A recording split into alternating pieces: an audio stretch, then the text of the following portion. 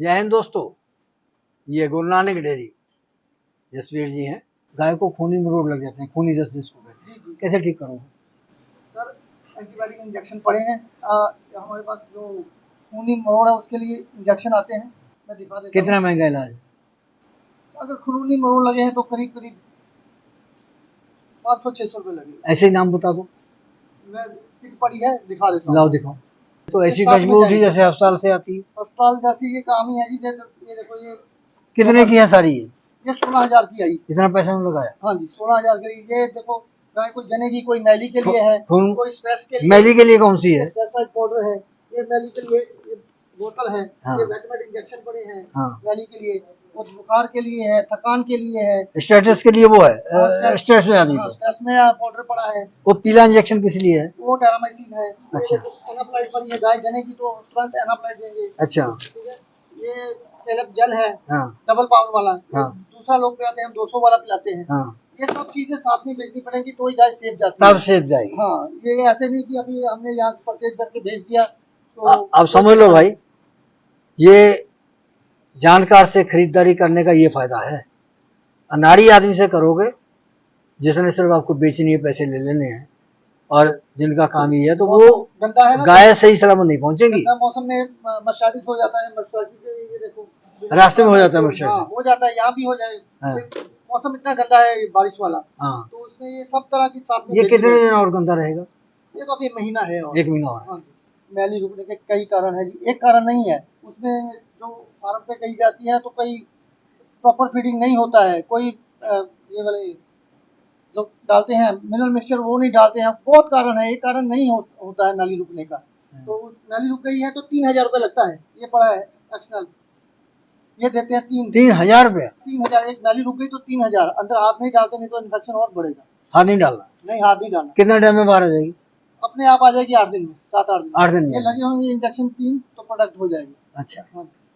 तो मतलब कि इसमें 100% गाय अगर सेफ जाएगी। सर्दी का मौसम है, हाँ। ये सारा ट्रीटमेंट जानता है आदमी, हाँ। तो गाय बीमार नहीं हो। जो गाय को अभी बीमार हुई 2 घंटे में पकड़ में आ गई तो वो 2-3 घंटे में ठीक हो जाएगी। हाँ। अगर आपने उसको 6-8 घंटे लगा दिए, पकड़ में नहीं आई तो फिर 8 दिन लगेंगे ठीक होने में। ये गाय इतनी सेंसिटिव है। जेंटामाइसिन जी इंजेक्शन क्यों देते हैं ये हम ऑर्डर में चढ़ाते हैं जी। जैसे इसको मर्सिडीज हो गया ना। हाँ। तो ये तो IM देते हैं, मतलब गर्दन में लगाते हैं। हाँ। और साथ में ये ऑर्डर में चढ़ा देते हैं। अच्छा, ये ऑर्डर होता है। हाँ। उसको गर्दन में लगाते हैं? उसको गर्दन में लगाना है। अच्छा। सपोर्टिंग वो कितने mg है? वो करीब करीब ये पाउडर फॉर्म में आता है। अच्छा, पाउडर में? हाँ, 4.5 ग्राम का। 4.5 ग्राम? हाँ। तो एक ही बार में? ये 3 दिन लगता है। अच्छा, 3 दिन लगा। और हाँ। ये एक ही बार चढ़ा देना है। हाँ। दूसरे दिन भी रिपीट करते हैं, तीसरे दिन भी रिपीट। जेंटामाइसिन। हाँ जी। मतलब कि क्यों लगाते हैं, फिर बता दो एक बार। मस्टार्डिस हो जाता है ना, इसीलिए। मस्टार्डिस से बचाव के लिए? हाँ जी। साथ में पाउडर देते हैं नामोडियम का। अच्छा। हाँ, वो भी 4-5 दिन चलता है। एक आपने ये भी बताया था कैलप जेल प्लस है, ये बहुत बढ़िया है। ये जब जनने वाली होती है उसके बाद पिलाते हैं, या ठंडी ज्यादा होती है तब। कैल्शियम डाउन हो? कैल्शियम डाउन ये बहुत काम करती है। ये एनर्जी बूस्टर है, गाय की एनर्जी बनी रहती है इससे। हाँ जी। तो जसवीर जी, ये तो जानकार हैं। हाँ जी, हाँ जी। और आप भी जानकार हैं।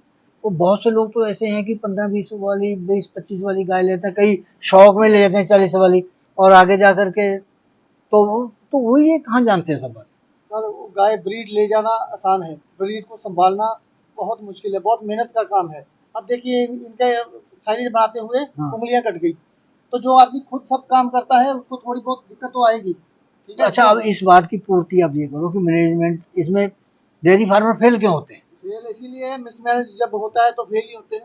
जो लोग गाय को लेके दूसरों के सहारे छोड़ देते हैं, खुद जाते नहीं है, सुबह गए शाम को गए, दूध ले लिया, कितने पैसे हुए, वो लोग आज भी फेल होने वाले, कल भी। आपके फार्म पे ये गाय खड़ी हुई है। जी जी। अगर बाई दी कोई 19-21 बात ऐसे होते, थोड़ी कोई बीमारी आ जाती है, हाँ जी, तो डॉक्टर पक्का आता? डॉक्टर तो हम कम बुलाते हैं, आप भी खुद ही लगा देते हैं। आप खुद ही सब जानते हैं? हाँ, खुद ही तो जानते ये कहाँ सीखा आपने ये सब? ये अब 25 साल हो गए जी। तब कई ट्रेनिंग की थी? ट्रेनिंग में ये रोज की ट्रेनिंग ही है। हम रोज फार्मों में घूमते हैं, वो ट्रेनिंग ही है। लीवर टॉनिक, ये किस लिए है फिर? ये लीवर टॉनिक जैसी गाय खाना छोड़ देती है, कम खाती है, ये देते ही रहते हैं हम तो सुबह में। अच्छा। सुबह में हर गाय को 100 ml पिलाना ही पिलाना है। ये मतलब रूटीन में पिलाना? हाँ, चाहे जनी हुई है चाहे। फिर क्या फायदा होगा? ये लीवर टॉनिक का, लीवर सही काम करेगा तो खाना सही पचेगा तो दूध की प्रोडक्शन सही मिलेगी। कौन सी बीमारी से बचाव रहेगा? लीवर सही है तो सब कुछ सही है। अच्छा हाँ जी, अच्छा, वो जो गले सड़े आलू डाल देते हैं, सेब डाल देते हैं, टॉक्सिन है वो सब, वो नुकसानदायक है। इन्फेक्शन होगी, या फिर वही जो गाय को तो जो खिलाओगे दूसरे तीसरे दिन वही आपको मिल जाएगा। जसवीर जी, हम एक फार्म पे गए, वहाँ कम से कम 200 बोरी आलू की पड़ी हुई थी, ट्राली फिर भरी खड़ी थी। तो वो जड़ है, नुकसान है। टॉक्सिन सड़े हुए, सड़ी हुई कोई भी चीज अनाज डालोगे, हम ही कुछ खाएंगे तो हमको भी फूड पॉइजनिंग होगा। नहीं डालनी चाहिए। नहीं, बिल्कुल नहीं डालनी चाहिए। वो जैसे आपने अभी सस्ता देख के लगा लिया, वो सस्ता तो ले लिया, डॉक्टर ले जाएगा ऊपर से आपसे 10-20 हजार। हाँ, तो एक वो और भी बड़ी बड़ी शीशियां पड़ी हुई है, अब वाइटामेक्स है। ये क्या होता है? वाइटामेक्स हम गाबर को भी दे देते हैं और जनी हुई को भी देते हैं, सबको देते हैं। इससे फायदा? इससे शरीर की शाइनिंग बहुत बढ़िया रहती है। अच्छा ऑर्डर बहुत बढ़िया रहता है, ऑर्डर बढ़ाने के लिए अच्छा, वाइटामिन। जो चमक रहती है तो ये कारण है। हाँ, ये है उसकी शाइनिंग, बहुत जैसे चमक दिख रही है ना, हाँ शाइनिंग दिख रही है, हाँ। तो ये वाइटामिन का इस्तेमाल। इस प्रोग्राम की पेशकारी के पीछे हमारा एक ही मकसद है, वो है किसानों और पशुपालकों की आर्थिक दशा में सुधार लाना, किसान हित सरकारी और गैर सरकारी योजनाओं की जानकारी देना और किसानों को जागरूक करना। हमारे किसान भाई और पशुपालक भाई किसी तरह की खाद्य सामग्री या पशुधन की अगर खरीद करते हैं या बिक्री करते हैं तो उनको ये पूरी सावधानी पूर्वक करना चाहिए।